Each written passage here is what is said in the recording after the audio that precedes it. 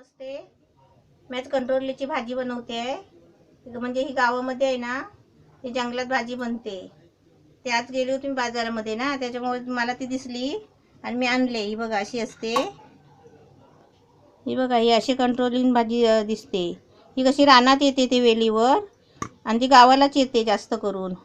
अशी आता ती 2 महिन्यासाठीच मुंबईला येणार आहे. म्हणजे आता मला दिसली ना म्हणून मी ती आणली आणि आता ती बनवते आहे. ही बघा अशी उभी कापं करून घेतली आहे बारीक.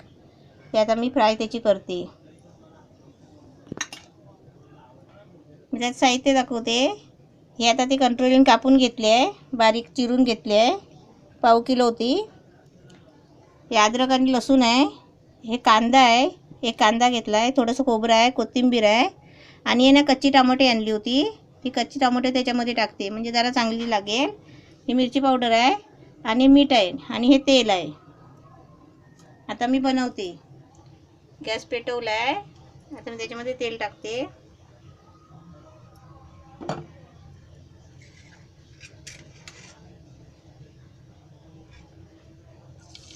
हे अद्रक लसूण टाकले. या कांदा टाकते. म्हणजे आमच्या गावाला आहे ना अशीच बनवतात. कांदा खोबरा कापून टाकतात. खोबरं किसून आणि कांदा कापून. आता मी गॅस जरा फास्ट करते. कांदा थोडा भाजला ना मग ती भाजी टाकते. आता ह्याच्यामध्ये आहे ना मी ती डायरेक्ट भाजी टाकते कारण ती कडक असते ना, ते शिजायला खूप टाईम लागतो. ही लई कडक असते भाजी.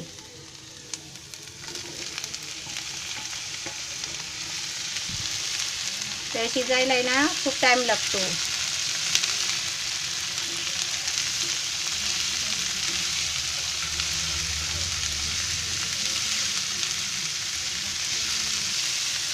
ही कशी भाजी पाण्याशिवाय शिजणार नाही, वाफेवर होत नाही ती, कारण कडक आहे ना त्याच्यामुळे त्याला पाणी लागते. आता भाज्या सगळ्या कशा वाफेवर शिजतात. आता हे थोडं झाकण मारून ठेवते आणि गॅस पण फास्ट ठेवते म्हणजे शिजून आली ना मग नंतर त्याच्यामध्ये मसाला वगैरे टाकते. आता त्याच्यात झाकण ठेवते. बरोबर त्याला 5 मिनटं आहे ना शिजायलाच लागेल ती, कारण कडक आहे ना ती भाजी. रानातली भाजी आहे ती जंगलात. आता पाणी टाकून भाजी ठेवली होती ना कंट्रोलची, ते आता बघते सुकली आहे आणि मला वाटतं शिजली आहे पण जरा चांगली, कारण कलर चेंज झाला आहे. अजून गॅस जरा बारीकच ठेवला आहे. थोडं पाणी टाकते परत, कारण लय सुकली आहे ती.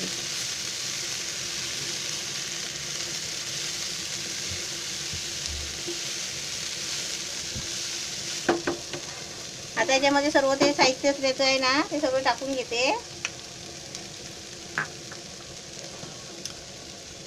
थोडीशी मिरची पावडर टाकते.